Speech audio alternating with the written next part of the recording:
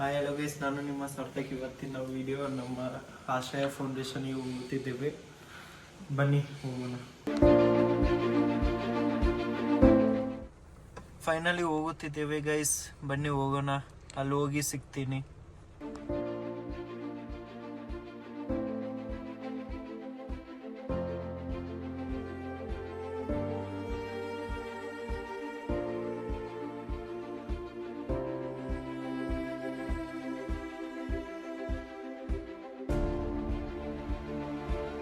Finally we reach to ಆಶ್ರಮ. ಬನ್ನಿ ಹೋಗೋಣ ಒಳಗೆ. ಲೈಕ್ ಈ ಆಶ್ರಮ ಓಪನ್ ಮಾಡಲಿಕ್ಕೆ ಇದಕ್ಕಿಂತ ಮುಂಚೆ ಒಂದು ಆಶ್ರಮ ಇತ್ತ? ನಮಸ್ತೆ ಎಲ್ಲರಿಗೂ. ಇದಕ್ಕಿಂತ ಮುಂಚೆ ಆಶ್ರಮ ಅನ್ನೋಕ್ಕಿಂತನೂ ನಾನು 2004ರಿಂದ ಬೇರೆ ಬೇರೆ ಸಂಘ ಸಂಸ್ಥೆಯಲ್ಲಿ ಕೆಲಸ ಮಾಡಿ ಆ ಸಂಸ್ಥೆನ ಬೆಳೆಸ್ಲಿಕ್ಕೆ ಒಂದು ಪ್ರಯತ್ನ ಮಾಡಿದೆ. ಅದ್ರ ಜೊತೆಗೆ ಅಮೆರಿಕಾದ ಒಂದು ಹೆಲ್ತ್ ಗೌರ್ಮೆಂಟ್ CDC ಜೊತೆ ಕೆಲಸ ಮಾಡಿ ಯಂಗ್ ಜನ್ರೇಷನ್ಗೆ HIV/AIDS ಬಗ್ಗೆ ಒಂದು ಅವೇರ್ನೆಸ್ ಕ್ರಿಯೇಟ್ ಮಾಡುವಂಥದ್ದಾಯಿತು. ಮತ್ತು ಆ ಒಂದು ಯೂತ್ನಲ್ಲಿ ಏನದ ಅಂದರೆ ರೆಡ್ ರಿಬನ್ ಕ್ಲಬ್ ಅಂತ ಫಾರ್ಮೇಷನ್ ಮಾಡ್ತಿದ್ವಿ.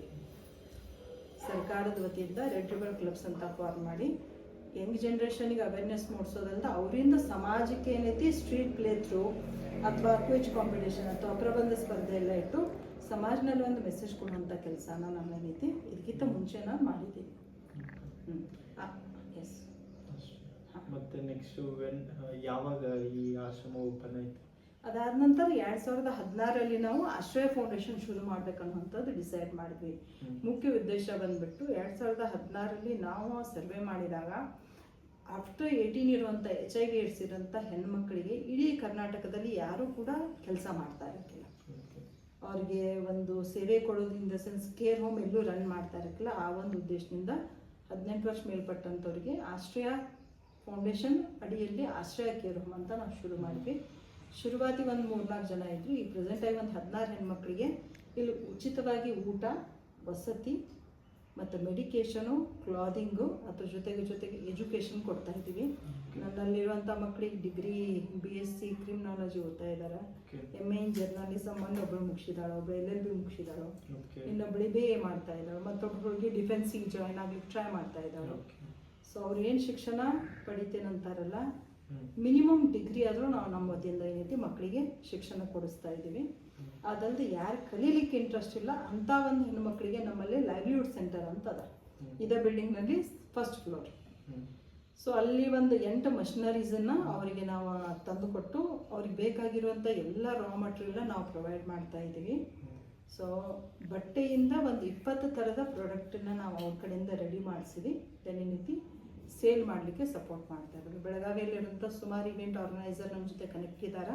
ಅವ್ರದ್ದೇನಾದರೂ ಎಕ್ಸಿಬಿಷನ್ಸ್ ಅದು ಇತ್ತಂದ್ರೆ ಅಲ್ಲೇ ನಮ್ಮ ಮಕ್ಕಳನ್ನೇ ತಾವೇ ತಯಾರು ಮಾಡಿ ತಮ್ಮ ಪ್ರಾಡಕ್ಟನ್ನು ತಾವೇ ಡಿಸ್ಪ್ಲೇ ಮಾಡಿ ಮಾರ್ಕೆಟಿಂಗ್ ಮಾಡಿ ಅದ್ರ ಬಂದಿರುವಂಥ ಅಮೌಂಟನ್ನು ಅವ್ರ ಸೇವಿಂಗ್ ಅಕೌಂಟಿಗೆ ನಾವೇನೈತಿ ಡೆಪಾಸಿಟ್ ಮಾಡುವಂಥ ಒಂದು ವ್ಯವಸ್ಥೆನ ನಾವು ಇಲ್ಲಿಟ್ಟಿದ್ದೀವಿ.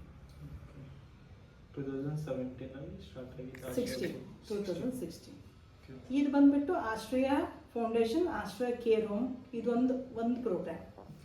ಈ ರೀತಿ ಟೋಟಲ್ 12 ಕಾರ್ಯಕ್ರಮನ ನಾವು with the help of individual donor company support ತೊಗೊಂಡು ನಾವು ಮಾಡ್ತಾ ಇದ್ದೀವಿ. ಎಕ್ಸಾಂಪಲ್ ಹೇಳ್ಬೇಕಂದ್ರೆ ಇಲ್ಲಿ ಕೂತವರಲ್ಲಿ ಎಷ್ಟು ಜನರಿಗೆ HIV/AIDS ಬಗ್ಗೆ ಗೊತ್ತಿಲ್ಲ. Information, lack of information, prevention is better then cure. HIV ಬಗ್ಗೆ ಮಾಹಿತಿ ಕಡಿಮೆ ಇದ್ದಾಗ ಸಮಸ್ಯೆ ಹೆಚ್ಚಿಗೆ ಆಗುವಂಥದ್ದು ಜಾಸ್ತಿ. ಸೊ ಅದಕ್ಕಾಗಿ ನೀತಿ ಕಾಲೇಜ್ ಸ್ಟೂಡೆಂಟ್ಸು, ಕಂಪ್ನಿ ಎಂಪ್ಲಾಯಿ, ಪೊಲೀಸರಿಗೆ ಮತ್ತು ಮಾಸ್ ಅವೇರ್ನೆಸ್ ಪ್ರೋಗ್ರಾಮ್ಸನ್ನು ನಾವು ಕಂಡಕ್ಟ್ ಮಾಡ್ತೀವಿ ಆಶ್ರಯ ಥ್ರೂ. HIV/AIDS ಬಗ್ಗೆ ಒಂದು ಜಾಗೃತಿ ಮೂಡಿಸೋಗೋಸ್ಕರ. ಅದ್ರ ಜೊತೆಗೆ ಥರ್ಡ್ ಪ್ರಾಜೆಕ್ಟ್ ಬಂದುಬಿಟ್ಟು ಕೌನ್ಸಿಲಿಂಗ್ ಪ್ರೋಗ್ರಾಮ್.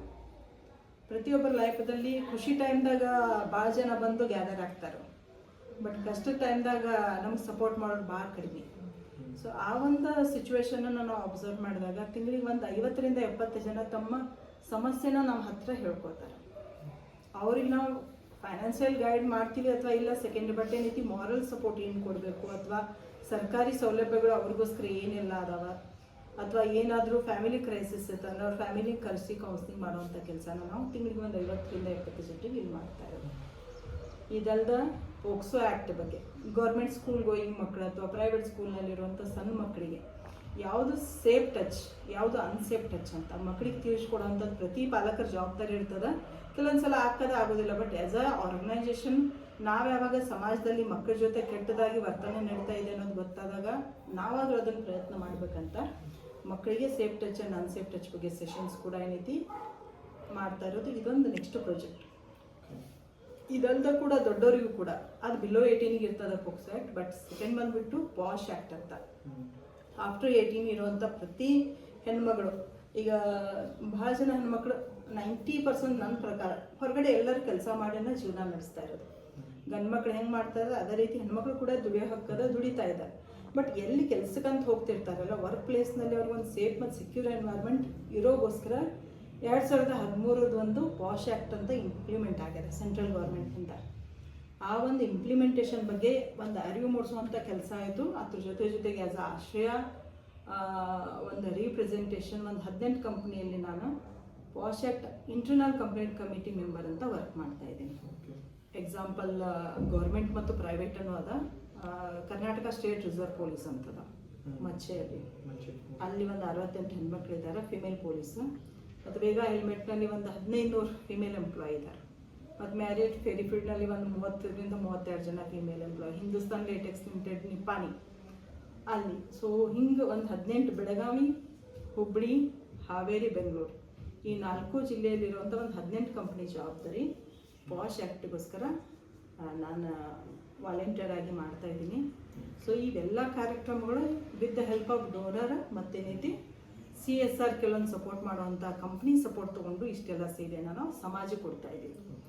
ಈಗ ಏನೋ ಈ ಊಟ ಅದು ಇಂಥದ್ದೆಲ್ಲ ನೀವೇನೀಗ ಎಕ್ಸಾಂಪಲ್ ಮೀಲ್ ತೊಗೊಂಬಂದ್ರಿ, ಮೀಲ್ ಬಂದುಬಿಟ್ಟು ನನ್ನ ಮಕ್ಕಳಿಗೆ ಅದು ಯೂಸ್ ಆಯಿತು. ಯಾರ ಒಂದು ಸ್ಪೆಸಿಫಿಕ್ ಪ್ರಾಜೆಕ್ಟಿಗೆ ಅಂತ ಕೊಟ್ಟಿಲ್ಲೋ ಆ ಒಂದು ಅಮೌಂಟನ್ನು ಆ ಪ್ರಾಜೆಕ್ಟ್ಗಾಗಿ ಯೂಸ್ ಮಾಡೋದು. ಎಕ್ಸಾಂಪಲ್ ಈಗ ಒಂದು ಕಂಟಿನ್ಯೂ ಒಂದು 3 ವರ್ಷ ರೈಟ್ಸ್ ಲಿಮಿಟೆಡ್ ಅಂತ ಡೆಲ್ಲಿ ಗುರ್ಗಾವ್ನಲ್ಲಿರುವಂಥ ಒಂದು ಕಂಪ್ನಿ ಸಮಾಜದಲ್ಲಿರುವಂಥ HIV ಸೋಂಕಿತರಿಗೆ ಸಪೋರ್ಟ್ ಮಾಡೋಂಥ ಹೆಲ್ಪ್ ಮಾಡಿದರು.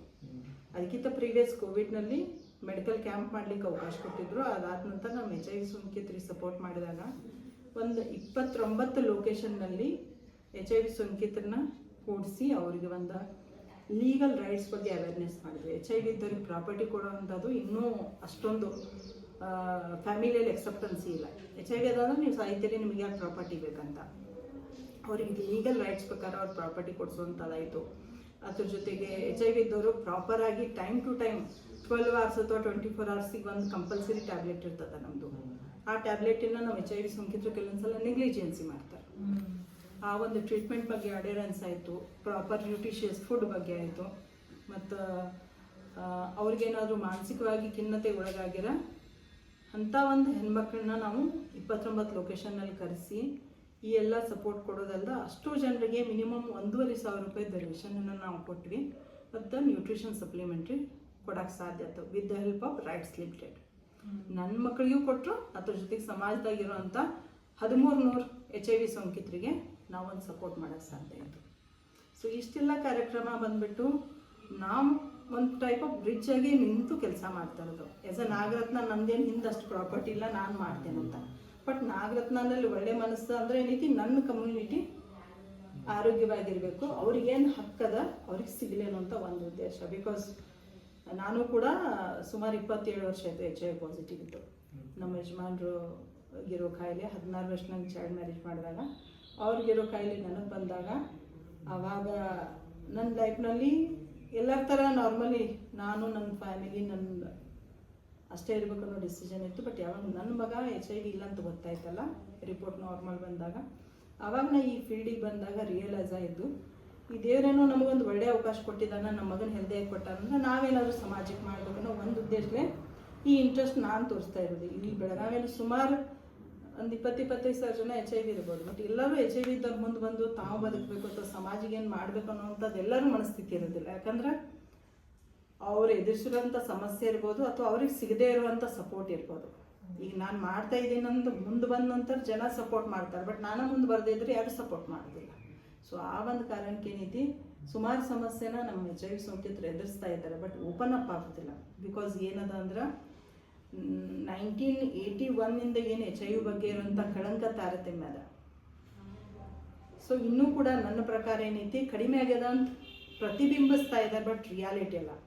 ಹಾಗಿದ್ರೆ ಎಲ್ಲರೂ HIV ಇದ್ದವರು ತಮಗೆ HIV ಇದೆ ಅಂತ ಮುಕ್ತವಾಗಿ ಬಂದು ಟ್ರೀಟ್ಮೆಂಟ್ ತೊಗೋಬೋದಿತ್ತು ಅಥವಾ ಗೌರ್ಮೆಂಟ್ ಸರ್ವಿಸ್ ತೊಗೋಬೋದಿತ್ತು, ತಗೋತಾ ಇಲ್ಲ.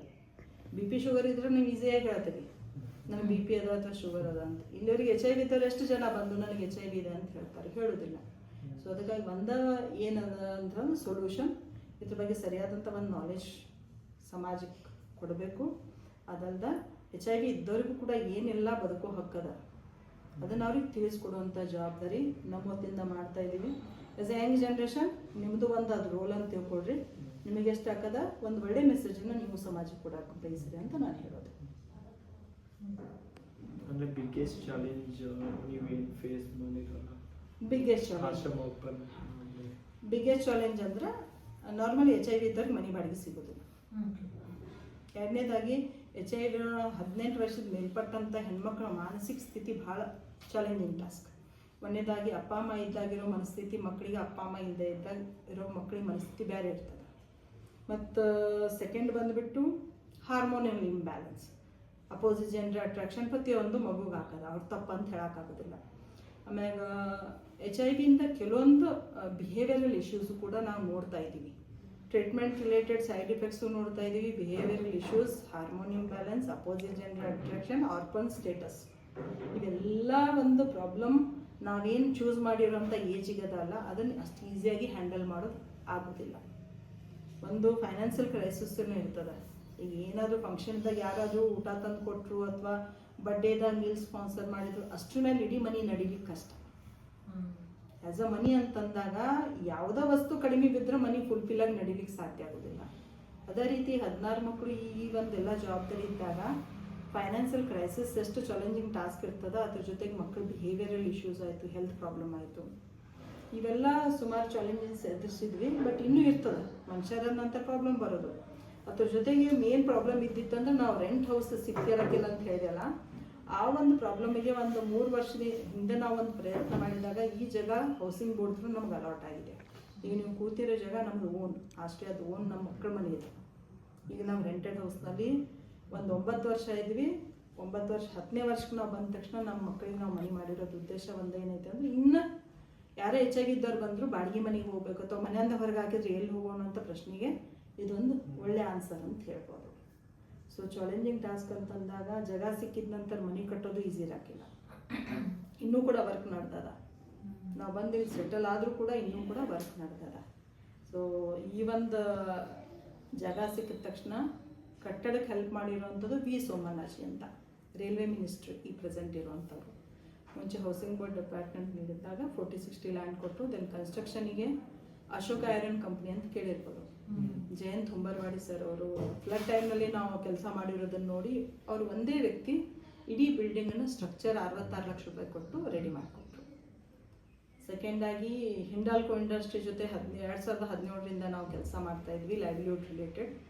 ಅವ್ರು ಇಡೀ ಬಿಲ್ಡಿಂಗಿಗೆ ಪೇಂಟು, ಗ್ರಿಲ್, ವಾಲ್ಕೇರ್ ಈ ಎಲ್ಲ ಸಪೋರ್ಟನ್ನ ಅವ್ರು ಮಾಡಿಕೊಟ್ರು. ಶಾಂತಿ ಫಾರ್ಮೆಕ್ ಅಂತ ಒಂದು ಕಂಪ್ನಿ ಅದ, ಇದು ಎಲೆಕ್ಟ್ರಿಕ್ ಆಯಿತು, ಫ್ಯಾನ್ ಎಲ್ಲ ಅರೇಂಜ್ಮೆಂಟ್ ಅವರು. ಸೊ ಬೆಳಗಾವಿಯಲ್ಲಿರೋ ಭಾಳ ಕಂಪ್ನಿಗಳು ನಮ್ಮ ಬೆನ್ನಿಗೆ ಸಪೋರ್ಟಾಗಿ ನಿಂತಿರೋದ್ರಿಂದ ಈ ಬಿಲ್ಡಿಂಗ್ ಕಂಪ್ಲೀಷನ್ ಆಗಿದೆ. ಇಂಡಿವಿಜುವಲ್ ಸಣ್ಣ ಡೋನರು ಇದ್ದಾರೆ, ದೊಡ್ಡವರು ಇದ್ದಾರೆ. ಬೆಳಗಾವಿಯಲ್ಲಿ ಆಯಿತು, ಇಡೀ ಕರ್ನಾಟಕದಲ್ಲಿರುವಂಥ ಒಂದು ಒಳ್ಳೆಯ ವಿಚಾರ ಅಥವಾ ಒಳ್ಳೆಯ ಮನಸ್ಥಿತಿ ಇರುವಂಥವ್ರ ಸಪೋರ್ಟ್ನಿಂದ ಇವತ್ತು ಈ ಮನೆ ಕನ್ಸ್ಟ್ರಕ್ಷನ್ ಮುಗಿದು ನಮ್ಮ HIV ಸೋಂಕಿತ ಮಕ್ಕಳಿಗೆ ಶಿಫ್ಟ್ ಆಗ್ಲಿಕ್ಕೆ ಕಾರಣ ಅಂದರೆ ನಮ್ಮ ಸೊಸೈಟಿ ಅಂತ ಹೇಳ್ಬೋದು. ಎಲ್ಲದರಲ್ಲಿ ಚಾಲೆಂಜಸ್ ಇರ್ತದೆ, ಬಟ್ ಚಾಲೆಂಜಿಗೆ ಅದಕ್ಕೆ ಸೊಲ್ಯೂಷನ್ಸು ಇರ್ತದೆ. ಅದನ್ನು ನಾವು ಹುಡ್ಕೊಂಡು ಹೋಗಿ ಪ್ರಯತ್ನ ಮಾಡಿದಾಗ ಅದಕ್ಕೆ ಸಕ್ಸಸ್ ಆಗ್ಬೋದು ಅಂತ ಹೇಳ್ಬೋದು. Thank you. ಈ ಆಶ್ರಮ ಬಂದಾದ್ಮೇಲೆ ಲೈಫ್ ಹೆಂಗೆ ಚೇಂಜ್ ಆಯಿತು? ನನ್ನ ಹೆಸರು ಶಿವಲೀಲಾ ಶಿವಾನಂದ ಸೋಮನಿ ಅಂತ. ಈಗ ನಾ MA ಜರ್ನಲಿಸಮ್ ಮುಗಿಸಿದ್ದೀನಿ. ನಾನು ಆಶ್ರಯ ಬರೋಕ್ಕಿಂತ ಮುಂಚೆ ನಾನು SSLC ಮುಗಿದ ಮೇಲೆ ಬಂದಿದ್ದೆ.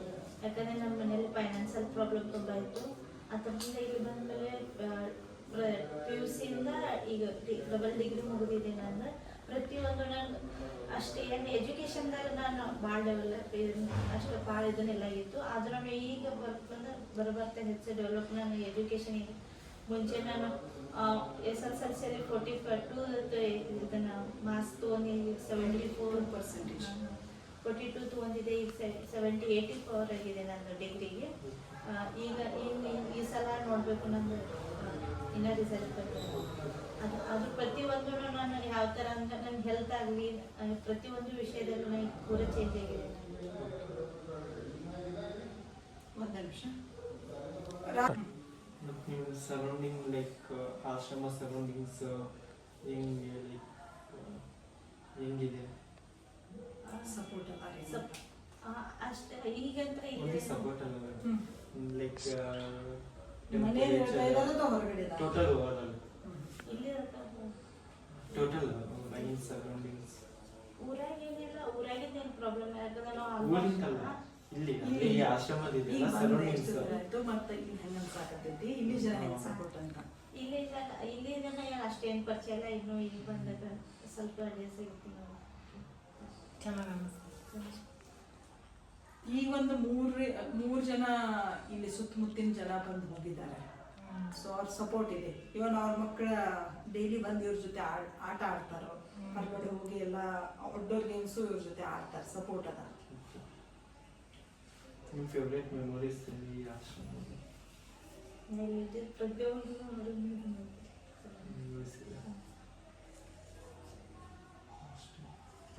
ಒಂದೇನದ ಅಂದ್ರ ಇವಳ ಬಗ್ಗೆ ಹೇಳ್ಬೇಕಂದ್ರ ಫ್ಯಾಮಿಲಿಯಲ್ಲಿ ಏನ ಆಕಿ ಅರ್ನ್ ಮಾಡಾಕಿಲ್ಲ. ಮೀನ್ಸ್ ಒಂದು ಸ್ಟ್ರೆಂತ್ ಆಯಿತು ಅಥವಾ ಹೆಲ್ತ್ ಆಯಿತು ಅಥವಾ ಎಜುಕೇಶನ್, ಇಲ್ಲಿ ಬಂದ ನಂತರ ಏನೇನು ಅಪರ್ಚುನಿಟಿ ಕೊಟ್ಟಿಲ್ಲ ಅದನ್ನ ಸರಿಯಾಗಿ ಯುಟಿಲೈಸ್ ಮಾಡ್ಕೊಂಡಿಲ್ಲ. ಪ್ರತಿಯೊಂದು ಮಗುನೂ ಹಂಗದ, ಇಲ್ಲಂತಲ್ಲ. ಬಟ್ ಏನೈತಿ ಎಕ್ಸ್ಪೋಸ್ ಮ್ಯಾಟ್ರ್ ಬಂದಾಗ ಇವಳು ಮೆಂಟಲಿ ಭಾಳ ಸ್ಟ್ರಾಂಗ್ ಆಗಿ ಎದುರಿಸ್ತೇನಂತ. ಎಲ್ಲ HIV ಸೋಂಕಿದ್ರು ಇದೇ ರೀತಿಯಾಗಿ ಮುಂದೆ ಬಂದ್ರೆ ಏನೈತಿ, ಸಮಾಜ ನಮ್ಮನೇನೈತಿ ಸಮಸ್ಯೆ ಕೊಡೋದನ್ನ ತಪ್ತದ. ಸಮಾಜ ಸಮಸ್ಯೆ ಕೊಡ್ತದೆ ಅಂತ ನಾವು ಒಳಗೆ ಇದ್ದು ಅದ್ರ ಬಗ್ಗೆನೇ ಥಿಂಕ್ ಮಾಡಿದ್ರೆ ನಾವು ಮುಂದೆ ಬರೋಕ್ಕೆ ಸಾಧ್ಯ ಆಗುತ್ತೆ. ಸೊ ನಾವು ಕೊಡ್ತಾ ಇದ್ರು ಕೂಡ ಸರಿಯಾಗಿ ತೊಗೊಂಡು ಅದನ್ನ ಯೂಸ್ ಮಾಡ್ಕೊಂಥದ್ದು ಅಷ್ಟೇ ಇಂಪಾರ್ಟೆಂಟ್ ಇರ್ತದೆ. ಶಿಕ್ಷಣ ನಾವು ಏನು ಕೊಡಿಸ್ಬೇಕಂತ ಪ್ರಯತ್ನ ಮಾಡಿದ್ರೆ ಅದನ್ನ ಸರಿಯಾಗಿ ಯುಟಿಲೈಸ್ ಮಾಡಿಕೊಂಡು ಅವಳು ತನ್ನ PUC ಡಿಗ್ರಿ ದೆನ್ ಈಗ MA ಇನ್ ಜರ್ನಲಿಸಮ್ ಕೂಡ ಒಳ್ಳೆ ಒಂದು ಮಾರ್ಕ್ಸ್ ತೊಗೊಂಡು ಪಾಸ್ ಆಗಿದ್ದಾಳೆ ಅಂತ ಹೇಳೋದು ಗೌರವ ಅನಿಸ್ತದೆ. ನಿಮ್ಮ ಹಾಬೀಸ್? ನನಗೆ editing, graphic design, burning, reading. Editing ಅಂದ್ರೆ ವಿಡಿಯೋ ಎಡಿಟಿಂಗ್. ವಿಡಿಯೋ